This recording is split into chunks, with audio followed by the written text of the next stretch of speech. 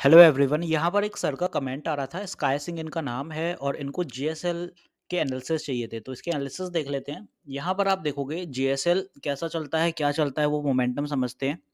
Channel को like and subscribe करना मत भूलिएगा। तो जीएसएल में आप देखें, जिंदल स्टील फिलहाल एक बुलिश मोमेंटम के साथ ऊपर बढ़ते हुए नजर आ रहा है और फॉर्मेशन अगर आप समझें तो स्टॉक चैनल के अंदर ट्रेड कर रहा है। लंबे समय हो गया है, चैनल ब्रेक नहीं हुआ है कहीं भी, अनइवन कहीं जा नहीं रहा है। स्टॉक नीचे आता है, एक्यूमुलेट होता है, ऊपर हर बार फिर यहाँ पे आप देखें रिटर्न्स बुक हो जाते हैं और फिर नीचे आता है एक्यूमुलेशन के लिए, फिर रिटर्न्स बुक होते हैं। रिसेंट भी यही हुआ, अभी फॉल आया जब मार्केट में, तो यहाँ नीचे फिर से एक्यूमुलेट होके स्टॉक ने तेजी पकड़ी और ऊपर की दिशा में यहाँ फिर 650 पे रेजिस्टेंस फेस करी। अब अगर आप यहाँ पे नोटिस करें तो जो रिसेंट स्टॉक ने अभी 4 दिन में, अभी 4 सेशन में जो मोमेंटम पकड़ा, 22% 21% के अराउंड रिटर्न्स बुक कर लिए। यहाँ पर जो समझने वाली चीज़ है कि अब आगे क्या होगा। अगर आप इस लेवल को देखें 643 के अराउंड, तो यहाँ पे स्टॉक को रेजिस्टेंस फेस होने वाली है क्योंकि ट्रेंड लाइन का हर्डल है। साथ ही साथ स्टॉक में यहाँ पे 648 अराउंड इसलिए हर्डल फेस होगा क्योंकि साइकोलॉजिकल लेवल भी है 650। तो ये दोनों हर्डल यहाँ पे फेस हो सकते हैं। अगर ये हर्डल फेस होते हैं तो फिर आप देखें कि स्टॉक को यहाँ से रिवर्सल का एक मोमेंटम फिर से बन सकता है। वेल, हालांकि लग नहीं रहा है रिवर्सल का मोमेंटम क्योंकि वीकली टीएफ बुलिश है अब की बार, मंथली तो ऑलरेडी बुलिश था ही और साथ ही साथ डेली भी बुलिश हो रखा है।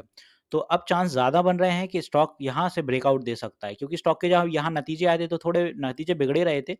यहाँ पे आप देखेंगे अर्निंग्स थोड़ी मिस मैच हुई थी एस्टीमेट जो इसका था उससे, और साथ ही साथ रेवेन्यू भी आप देखें तो मिसमैच रहा था। इसी वजह से यहाँ पे फॉल हुआ था, ये बड़ी कैंडल इसीलिए दिखी थी। ये बड़ी कैंडल बनी, फिर मार्केट में धीरे-धीरे रिकवरी आई और फिर ये निफ्टी का फॉल था, करेक्शन था पूरे मार्केट में, तो ये तब का फॉल था। उसके बाद अब तेज़ी देखने को मिल रही है। तो कल अगर अपना स्टॉक 650 लेवल सस्टेन कर लेता है, 650 आप ब्रेकआउट लेवल भी मान सकते हैं, साइकोलॉजिकल लेवल है, सस्टेन कर लेता है, तो आपको बाय नहीं करना है 650 पे। 650 सस्टेन करने के बाद आप वेट करिएगा 655 सस्टेन करने के लिए। 655 इसलिए बोल रहा हूँ क्योंकि साइकोलॉजिकल लेवल के 5 पॉइंट बाद तक सेलर्स एक्टिवनेस रहती है, तो यहाँ कहीं बाय करिएगा आप। 655 आपका बाय कर लोगे, सस्टेन हो जाएगा, तो फिर आपको टारगेट डेफिनिटली अच्छे देखने को मिलेंगे और जल्द ही फिर अपना स्टॉक जो रहेगा, ऊपर की दिशा अच्छी पकड़ेगा। तो कल के दिन जो अपना पहला टारगेट रहेगा, जो ऑलरेडी स्टॉक में है, तो पहला हर्डल तो यहाँ से 648 पे रहेगा छोटा-सा, फिर 650 रहेगा।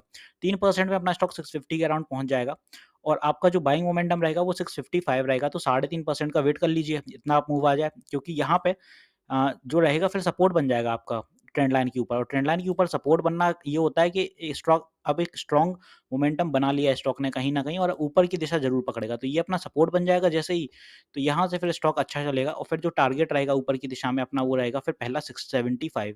अब 675 इसलिए क्योंकि ये साइकोलॉजिकल लेवल भी है और यहाँ पे सेलर्स ज़्यादा होंगे। तो ये होगा अपना पहला टारगेट। तो यहाँ से स्टॉक अगर मूव करता है 650 से, तो ऊपर की दिशा में अपन को 4% में 675 मिल जाएगा।